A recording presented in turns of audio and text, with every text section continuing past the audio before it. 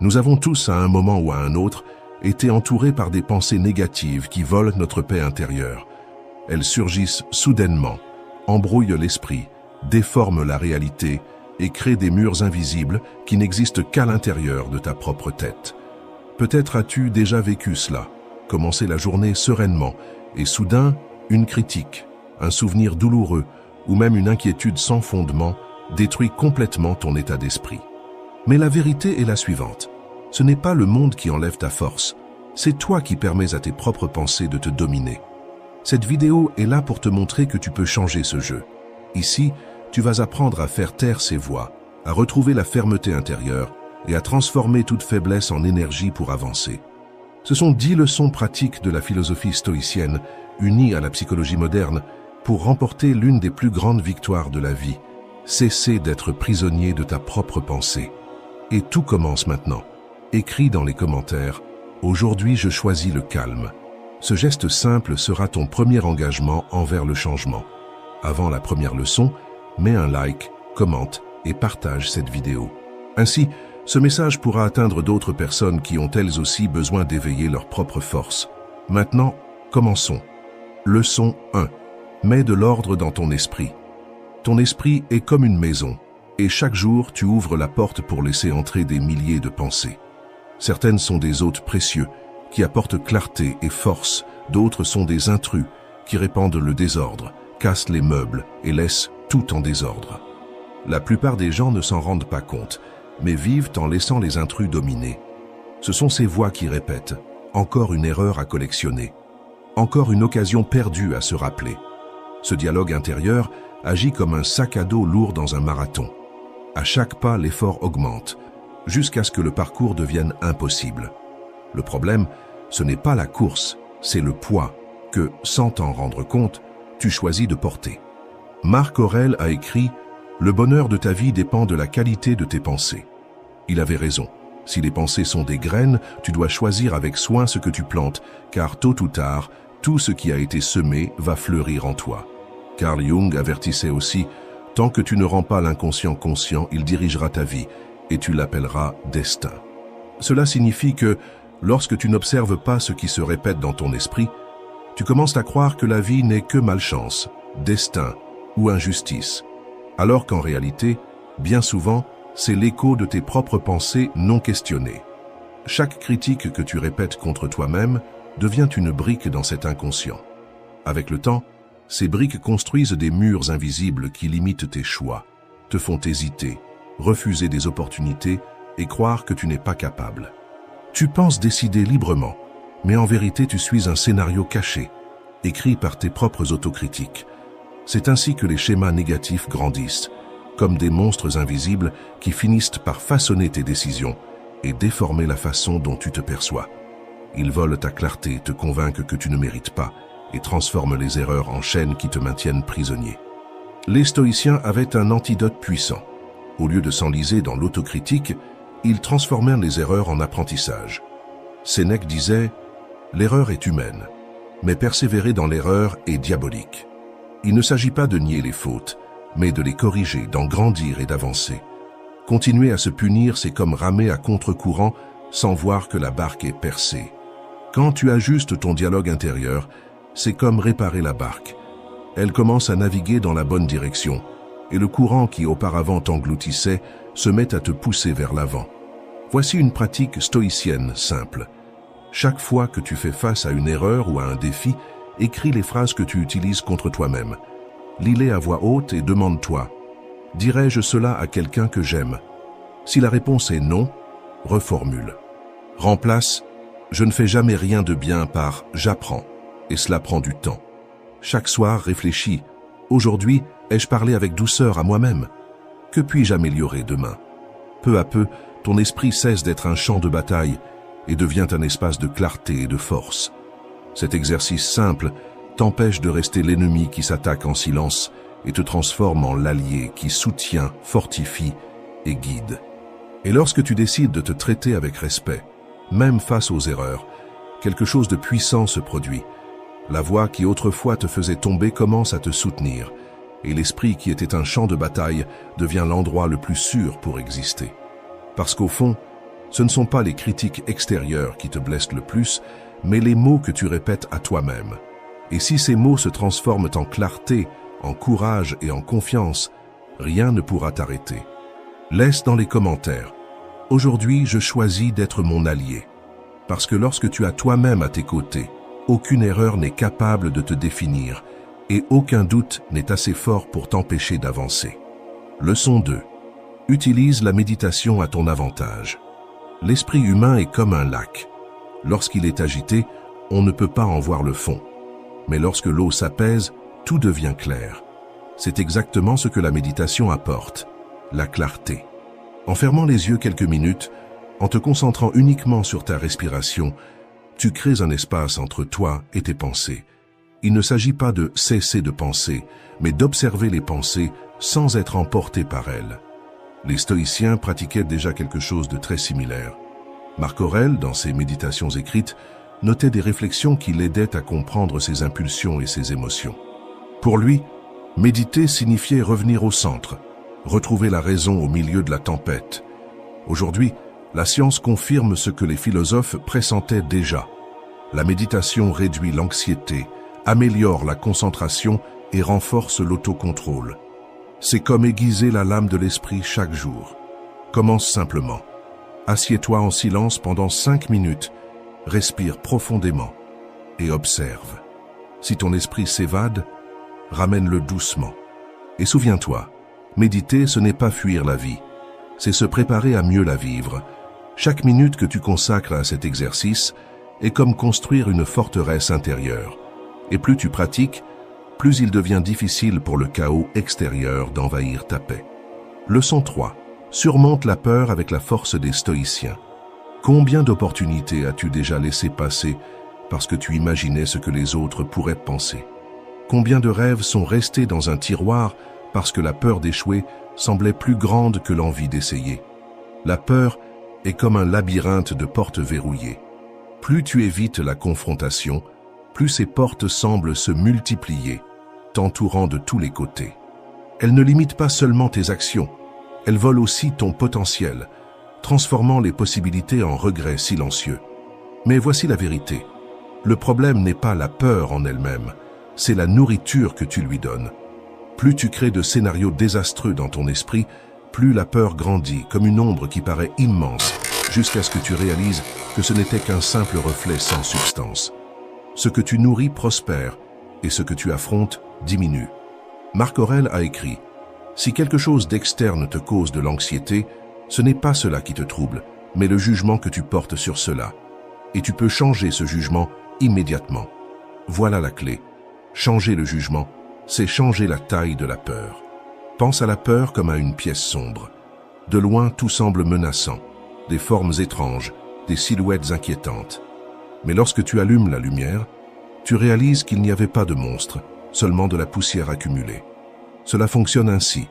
Au lieu de fuir la peur, tu la places devant toi, comme si tu allumais la lumière dans une pièce sombre. Ferme les yeux et imagine avec précision le pire qui pourrait arriver dans la situation qui te paralyse. S'il s'agit d'une présentation, visualise le moment où tu oublies tes mots. S'il s'agit d'une décision difficile, imagine l'erreur qui survient. Et demande-toi, si cela se produit vraiment, qu'est-ce qui pourrait réellement mal tourner? Est-ce que je perdrai tout, ou bien ne ferai-je qu'affronter un inconfort passager? Et si ça se passe mal, comment puis-je y faire face? La plupart du temps, tu vas te rendre compte que ce que tu appelais monstre n'était qu'une ombre. Ce n'était pas un abîme infranchissable, mais un obstacle plus petit qu'il n'y paraissait. Cette clarté réduit l'intensité de la peur, car tu cesses de lutter contre l'inconnu et tu commences à voir ce qui est réel. Confucius disait « Il vaut mieux allumer une petite bougie que de maudire l'obscurité ». Et Susan Jeffers, auteure de « Trembler mais oser quand même », a montré que faire un petit pas réduit déjà de façon drastique l'intensité de la peur. C'est comme regarder une rivière qui paraît profonde, mais en mettant le pied dans l'eau, découvrir qu'elle est bien plus basse qu'on ne le croyait. Alors, que faire concrètement? D'abord, donne un nom à ta peur. Ne dis pas seulement « j'ai peur d'échouer ». Demande-toi « échouer à quoi? Qu'est-ce qui m'effraie exactement ?» Ensuite, utilise la technique du pire scénario. Si ça tourne mal, Quelle est la conséquence réelle? Et comment puis-je y faire face? Et, enfin, agis même avec la peur. N'attends pas une confiance totale. Fais un petit pas, mais avance. À chaque mouvement, la peur diminue et tu deviens plus fort. La peur n'a pas besoin d'être une ennemie, elle peut être une boussole, pointant vers les endroits où tu peux le plus grandir. Très souvent, ce qui t'effraie le plus est exactement ce qui te transforme le plus. Alors, la prochaine fois que la peur surgit, demande-toi, cette peur est-elle un véritable avertissement de danger ou simplement un signe que je suis sur le point de grandir? Quand tu fais face à tes peurs, tu découvres que ce qui semblait être un monstre n'était qu'une ombre, et la vie s'ouvre avec beaucoup plus de clarté et de courage. Leçon 4. Élimine les idées qui bloquent ta croissance. Que fais-tu lorsqu'une ampoule grille? Tu n'insistes pas à essayer de l'allumer, en espérant qu'elle fonctionne de nouveau soudainement. Tu la remplaces simplement par une nouvelle. Maintenant réfléchis. Combien de fois fais-tu le contraire avec tes propres pensées? Tu gardes des idées qui ont déjà grillé, qui n'éclairent plus rien, mais tu insistes dessus comme si un jour elles allaient illuminer ton chemin. Des pensées comme « il est déjà trop tard pour moi, je ne suis plus capable d'aimer, j'ai toujours agi ainsi ». Ces pensées sont comme des chaussures trop serrées. Chaque pas que tu fais avec elles ne fait qu'accentuer la douleur, jusqu'à ce que marcher devienne insupportable. Tu enlèverais la chaussure, n'est-ce pas? Alors pourquoi ne pas appliquer la même logique à ton esprit en remplaçant ce qui limite par quelque chose qui libère? Cléante d'Assos disait « Tout comme l'eau façonne la pierre, les pensées façonnent notre esprit ». Et il avait raison, les pensées répétées ont le pouvoir de sculpter notre perception du monde. Le problème, c'est que lorsque nous laissons les pensées négatives se répéter, elles creusent des marques profondes, transformant des situations passagères en murs qui paraissent infranchissables. Mais souviens-toi, une pensée n'est pas une sentence éternelle. Elle peut être remplacée. Remplacer « il est déjà trop tard pour moi » par « je vais essayer », ce n'est pas seulement de l'optimisme vide, c'est de la neuroscience. Andrew Huberman explique que chaque fois que tu choisis consciemment une nouvelle pensée, ton cerveau crée des connexions différentes, et plus tu les renforces, plus elles deviennent solides. Pense à cela comme à traverser un champ de boue. Au début, sortir du chemin tracé demande des efforts, les pieds s'enfoncent, le corps résiste. Mais plus tu choisis de marcher dans une autre direction, plus ce nouveau sentier devient ferme, jusqu'à ce que l'ancien disparaisse de lui-même. Les pensées sont comme des outils. Si tu essaies de planter un clou avec un tournevis, cela ne fonctionnera jamais même si tu insistes, mais en le remplaçant par l'outil adéquat, le travail devient fluide. De la même manière, insister sur des pensées rouillées ne fait que retarder ta vie. Le progrès commence lorsque tu remplaces ce qui ne sert plus par des idées qui ouvrent de nouvelles possibilités. Cela demande de la pratique, mais chaque substitution est une brique posée sur un chemin plus solide. Et petit à petit, ton esprit cesse d'être un entrepôt d'idées lourdes et devient un atelier de clarté et de force. Voici l'exercice stoïcien. Aujourd'hui, choisis seulement une pensée qui a l'habitude de te limiter. Écris-la, confronte-la et remplace-la par une autre qui t'emmène plus loin. Répète cet échange pendant une semaine.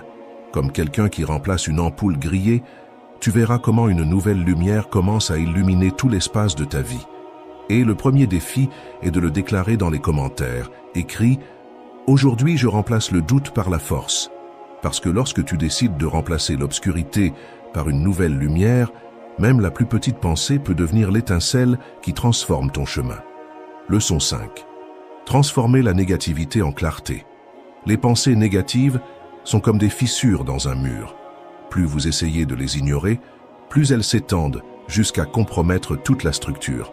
Vous pouvez bien les recouvrir de peinture, mais tôt ou tard, elles reviennent encore plus grandes. Et c'est exactement ce qui se passe dans votre esprit. Ce n'est pas le ton de voix de votre patron, la réponse sèche d'un ami ou la file d'attente au supermarché qui vous bouleverse réellement, mais la façon dont vous interprétez ces épisodes. Le poids que vous accordez à chaque détail devient la fissure qui, peu à peu, affaiblit votre confiance. Les stoïciens ont enseigné un chemin différent. Au lieu de fuir les pensées, mettez-les en question. Sénèque disait que chaque idée devait être mise à l'épreuve. Marc Aurèle, dans ses méditations, se posait toujours la même question. Est-ce que cela dépend de moi? Si ce n'était pas le cas, il refusait simplement d'y dépenser de l'énergie. Et vous pouvez faire de même. Quand quelque chose vous blesse, arrêtez-vous et demandez-vous « Pourquoi cela m'affecte-t-il autant ?» Cette pensée est-elle réelle ou n'est-elle qu'un reflet de la peur? Bien souvent, vous vous rendrez compte que ce n'est pas un véritable problème, mais seulement une réaction automatique. Même la science le confirme. Martin Seligman, créateur de la psychologie positive, a montré que réinterpréter les situations change la manière dont elles impactent votre esprit. Autrement dit, ce n'est pas le problème qui vous détruit, c'est la lentille avec laquelle vous le regardez. Par exemple, au lieu de penser « j'ai échoué, je suis un raté », dites « j'ai échoué mais je peux en tirer une leçon ». Ce changement n'efface pas les problèmes, n'améliore pas le niveau de vos défis, mais redéfinit la manière dont vous y réagissez et cela change tout. Faites l'essai. Écrivez vos pensées négatives sur une feuille de papier comme s'il s'agissait de fissures. Pour chacune, demandez-vous « est-ce réel ? Est-ce que cela dépend de moi ? Quelle est la probabilité que cela arrive vraiment ?» Ensuite, remplacez chaque pensée par une version plus réaliste. Par exemple, « je n'y arriverai jamais » peut devenir « je vais avancer pas à pas et continuer à apprendre ». Mais il ne suffit pas seulement d'identifier. Comme dans une rénovation, trouver la fissure ne résout rien. Il faut agir. Demandez-vous, quel est le plus petit pas que je peux faire maintenant pour changer cela? Parce que chaque action, même minime, est comme renforcer les fondations de votre esprit. Et plus vous pratiquez, plus vous vous rendez compte. Ce ne sont pas les pensées qui contrôlent votre vie. C'est vous qui choisissez lesquelles méritent une place. Voilà la véritable liberté et le commencement de votre force intérieure. Leçon 6. Vois au-delà de l'évidence. La vision transformatrice du stoïcisme. Imagine regarder une ville depuis le hublot d'un avion.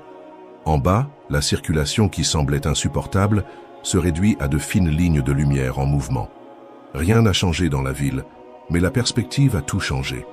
Il en va de même pour la vie. Lorsque tu es plongé dans un problème, il paraît immense, insupportable. Mais lorsque tu prends du recul, tu comprends que ce n'est qu'une partie de ton histoire et non l'histoire entière. Marc Aurèle utilisait constamment cet exercice. Il se rappelait la grandeur du cosmos, l'immensité de l'univers face à la brièveté de la vie. Cette pensée ne l'attristait pas, au contraire. Elle le libérait de l'obsession pour des détails insignifiants. Combien de fois un détail simple n'a-t-il pas déjà pris possession de toute ta journée? Une critique sévère reçue au travail que tu as ruminé pendant des heures. Un message qui n'est jamais arrivé et qui t'a laissé imaginer 1000 choses. Ou bien quelqu'un qui n'a pas répondu à tes attentes. Et soudain, toute ton énergie a été aspirée par cela. À cet instant-là, cela semble être la fin du monde. Mais lorsque tu regardes d'en haut, tu vois que ce n'est rien d'autre qu'une goutte dans un océan bien plus vaste. Demande-toi, ce qui m'inquiète aujourd'hui aura-t-il de l'importance dans 1 an ou dans 5? Bien souvent, la réponse sera non. Et à ce moment-là, le poids commencera à diminuer. Voir la vie d'en haut n'efface pas les problèmes, mais les remet à leur juste place. Et lorsque tu parviens à faire ce pas de recul, ce qui paraissait être une montagne se révèle simplement comme une pierre sur le chemin. 7. Sois plus fort que l'environnement qui t'entoure. As-tu déjà remarqué comment l'humeur des personnes autour de toi peut complètement changer ta journée? L'influence de l'environnement est silencieuse, mais puissante. C'est comme entrer dans un petit restaurant et que quelqu'un à côté porte un parfum très fort. Même si tu n'as mis que peu de parfum, l'odeur imprègne déjà tes vêtements et même ta peau. De la même manière, la négativité fonctionne comme une fumée invisible. Tu commences la journée motivé, mais après tant de plaintes et de critiques, ton énergie semble vidée. Et sans t'en rendre compte, tu adoptes les mêmes pensées que tu rejetais auparavant. La neuroscience explique cela avec les neurones miroirs, de véritables antennes émotionnelles du cerveau. Ils nous relient aux émotions des personnes qui nous entourent. C'est pourquoi vivre avec quelqu'un constamment négatif peut te façonner, sans que tu t'en aperçoives, comme si tu étais entraîné par la même fréquence. Mais il existe une sortie, pense à une chambre pleine de fumée. Tu peux ouvrir les fenêtres, mettre en marche un ventilateur ou simplement en sortir. Avec l'esprit, c'est la même chose. Tu peux choisir ce que tu laisses entrer et ce que tu gardes dehors. Sénèque conseillait, entoure-toi de personnes qui peuvent t'élever et en même temps cherche à élever les autres. Cela ne signifie pas vivre dans l'isolement, mais savoir filtrer ce qui mérite ton attention et ton énergie. Si tu laisses tout entrer sans filtre, c'est comme habiter une maison sans porte pendant une tempête, Tu ne contrôles pas la pluie, mais tu peux protéger l'intérieur de ta demeure. Daniel Goleman, dans L'intelligence émotionnelle, explique que les émotions négatives sont hautement contagieuses. Mais lorsque tu développes la conscience émotionnelle, tu apprends à séparer ce qui est à toi de ce qui est influence extérieure. C'est comme installer une porte vitrée. Tu vois ce qui est dehors, mais tu décides de ce qui peut entrer. Protéger ton esprit exige de la pratique. Si chaque jour les nouvelles chargées, les réseaux sociaux ou les conversations toxiques aspirent ton énergie, essaie de fermer ces fenêtres ouvertes. Cela peut signifier mettre en sourdine certains profils qui ne diffusent que du pessimisme, quitter des groupes où la conversation ne dépasse jamais les plaintes, éteindre la télévision lorsque tout ce qui passe n'est que tragédie, refuser ce café où l'on critique toujours la vie des autres, ou simplement laisser ton téléphone de côté pendant quelques heures. De petits choix comme ceux-ci empêchent la négativité d'entrer sans invitation et redonnent à ton esprit l'air pur dont il a besoin pour respirer. Lorsque tu fermes ces fenêtres, tu gagnes quelque chose d'encore plus précieux, du temps et de la vie. Et ce temps n'est pas destiné à être rempli par davantage de distractions, mais par ce qui renouvelle ta vitalité. Marcher en plein air, être avec des personnes qui t'inspirent, ou investir dans un loisir qui nourrit ton esprit. Chaque choix de ce type est comme poser une pierre solide dans les fondations de ta forteresse intérieure. Les stoïciens appelaient cela la citadelle intérieure, un espace de stabilité en toi, qu'aucune tempête extérieure ne peut renverser. Ce n'est pas un mur d'isolement, mais un refuge de conscience et de clarté.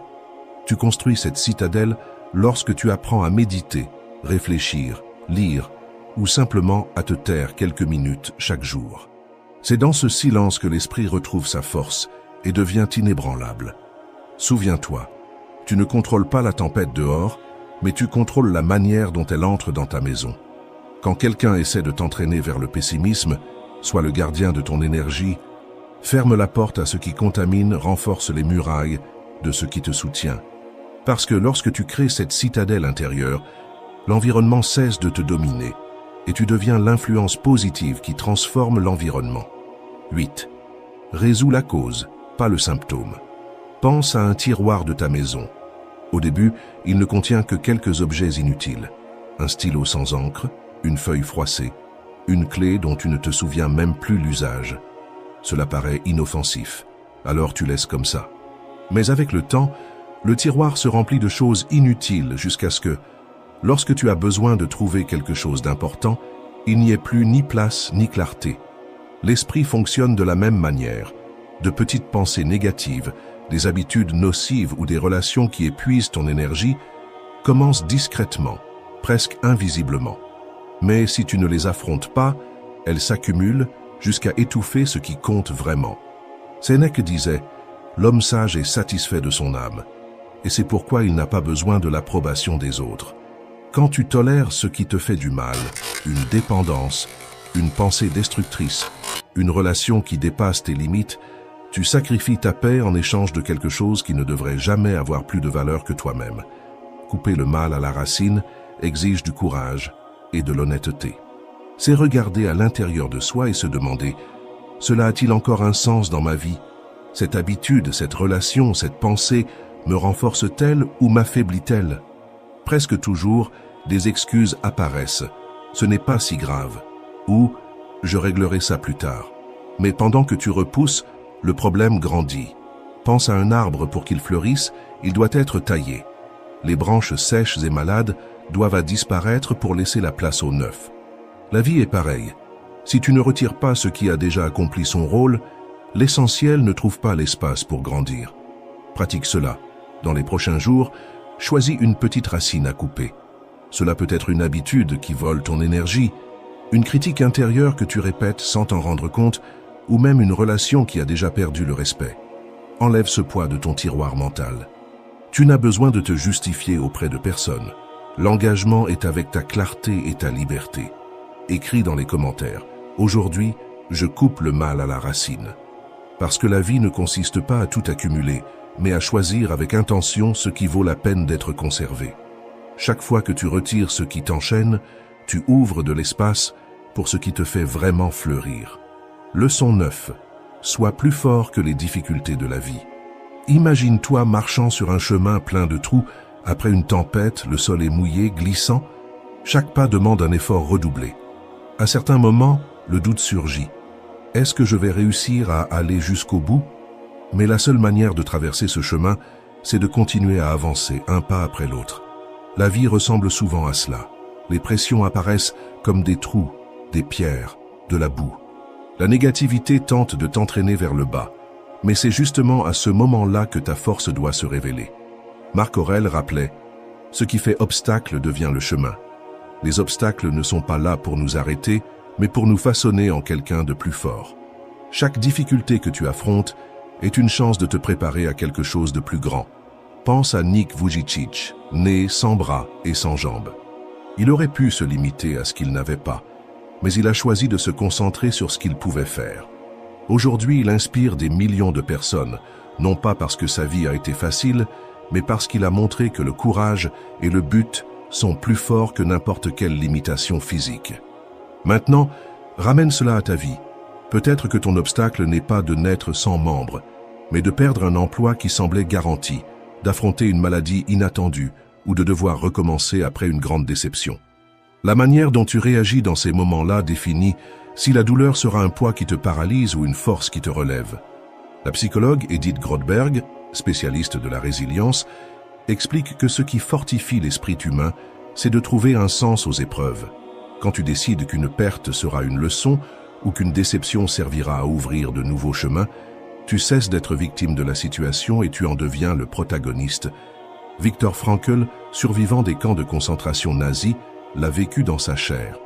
Il ne pouvait pas changer la faim, la violence, ni la douleur autour de lui. Mais il a découvert qu'il avait encore la liberté sur une chose, le sens qu'il donnait à la souffrance. C'est pourquoi il a écrit « Quand nous ne pouvons pas changer la situation, nous sommes mis au défi de nous changer nous-mêmes. » Et c'est cela l'essence de la force intérieure. Tu ne choisis pas la tempête, mais tu choisis qui tu seras face à elle. Bien souvent, la vie nous place devant des situations impossibles à changer, irréversibles. Et c'est justement dans celle-ci que nous devons apprendre à faire face. Pense à un divorce difficile. Les parents portent des douleurs, des rancunes et des frustrations, mais ils doivent malgré tout trouver la maturité pour mettre les sentiments des enfants au-dessus de leurs propres blessures. Ce n'est pas simple, mais c'est un choix de force, prendre soin, participer et protéger le cœur de ces enfants, afin qu'ils puissent grandir sans porter un fardeau qui ne leur appartient pas. C'est cela, l'essence de la résilience. Quand tu ne peux pas changer la situation, tu peux encore changer la manière dont tu y réagis. Ce n'est pas porter le monde sur tes épaules, mais avancer d'un pas de plus, même petit. Dans un divorce, par exemple, ce pas peut être choisir de parler calmement au lieu de se disputer, participer à un moment important de la vie des enfants malgré ton cœur blessé, ou simplement décider d'être présent malgré la douleur. Chaque geste de ce genre ne résout pas tout d'un coup, mais construit petit à petit un chemin plus sain pour tous. Et c'est exactement cela que la vie nous demande. Des pas, car chaque pas, aussi petit qu'il paraisse, t'approche de l'endroit où tu veux arriver. Peut-être que tu ne vois pas encore toute la route, mais en avançant, elle s'ouvre devant toi. Écris dans les commentaires « Aujourd'hui, je choisis de faire le pas suivant ». Car ce choix peut sembler petit, mais il change tout, ton focus, ton énergie et tes résultats. Et surtout, il change la manière dont tu te perçois. Et si cette vidéo t'a aidé d'une manière ou d'une autre, laisse un like et abonne-toi pour en apprendre davantage sur la maîtrise émotionnelle. Cela fera une vraie différence dans ta vie. Merci d'avoir regardé.